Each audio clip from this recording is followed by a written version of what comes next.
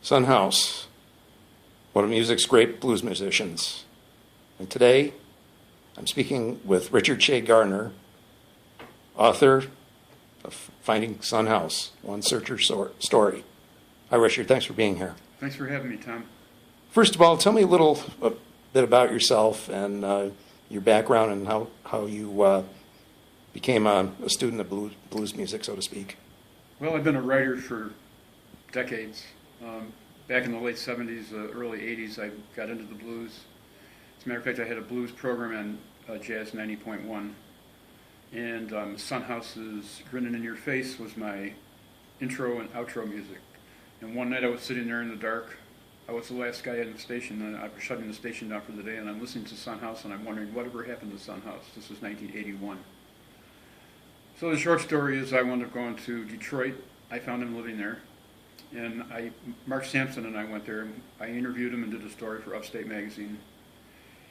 And back in 2011, when Dan Beaumont was researching his book, Preaching the Blues, The Life and Times of Son House, he interviewed me because he knew that I had gone to Detroit. And in the interview, he asked me why I went to Detroit. And when the book came out and I read the part in the book where he asked me that, I didn't like my own answer to his question. So I sat down and decided I was going to answer that question the way it should be answered. And so I wrote Finding Son House, One Searcher Story. That came out in 2015. Talk to me a little bit about some of Son House's demons and some of the addictions that he battled and demons, yeah. That type of thing.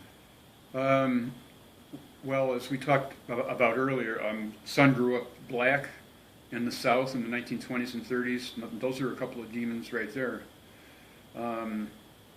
He was an in-demand tractor driver, which kept him out of prison on at least one known occasion. But Son was also a terrific alcoholic.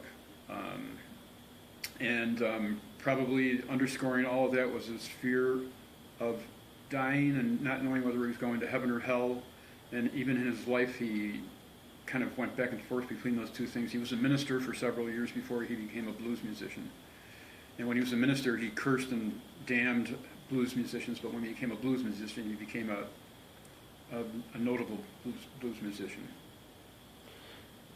There's one part in the book about a famous trip to Memphis, to New York City in a Volkswagen. Yeah, that wasn't me. That was Dick Waterman, Nick Pearls, and Phil Spiro.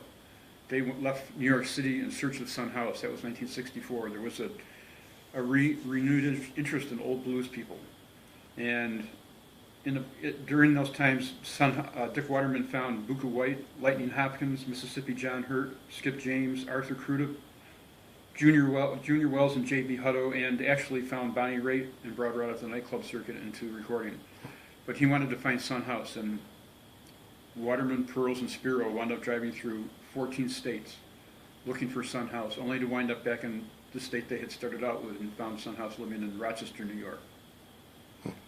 Fascinating. Yeah. Speaking as someone who actually had the good fortune to meet Son House, what do you think his assessment of today's music would be?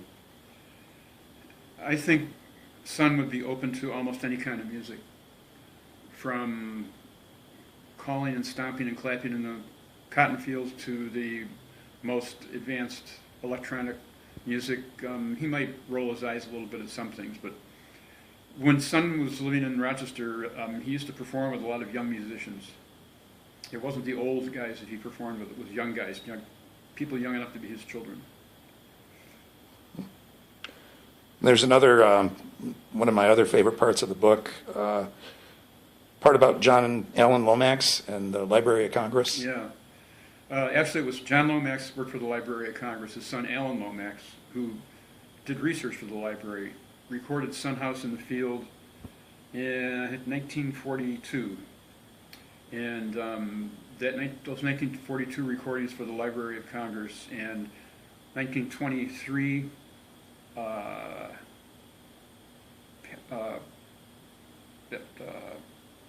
what was the company? Paramount Records, sorry. Those dozen songs were the body of work known to the young blues fans in the 1960s, and that's why they were looking for Son House, because they had heard those recordings. What do you think? I mean, he left so many impressions on blues music and popular music collectively. But what do you think that Son House's legacy on music would be? Son House is a classic example of someone who lived the blues, and I don't mean just drank a little. He wrestled with life. He was an open scar traveling through the emergency department of life, and his antidote was blues music and alcohol, and blues music and alcohol. There's a lot of people who live the partying life, imbibing in recreational chemicals, but they somehow managed to amass small fortunes and put a roof over their own head. Son would have been homeless if it wasn't for his wife, his fifth wife, who followed him up here. And lastly, how can people get the book? Well, I wanted to say one other thing that we talked about before this. When we went to visit Son in 1981 in Detroit, I was at first disappointed to see him living in this sterile apartment. There was not a trace of his history there. He was completely isolated from his past. His tiny apartment was as clean, sterile, and devoid of personality as a doctor's examination room. And when I left there, I was kind of disappointed in that. But after a while, I realized that unexpected situation in which I found Son was actually a gift. Mark and I got to see Son not when he was drunk, not when he was performing, not when he was in a venue where there was people partying and smoking and clapping and cheering. He was with his wife. He was as interested in seeing us, I think, as we were interested in seeing him. And where you can get this book, Finding Son House, Bernunzio's Music, House of Guitars, Record Archive, Bop Shop Records, Simply New York. Did I say Record Archive? The High Fidelity or the Hi-Fi Music Store on Monroe Avenue, and I think that's, and then online, Amazon. You can buy the electronic or the print version on the internet. Okay.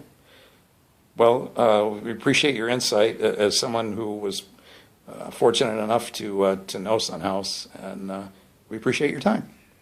Thanks for having me, and Son appreciates your time too.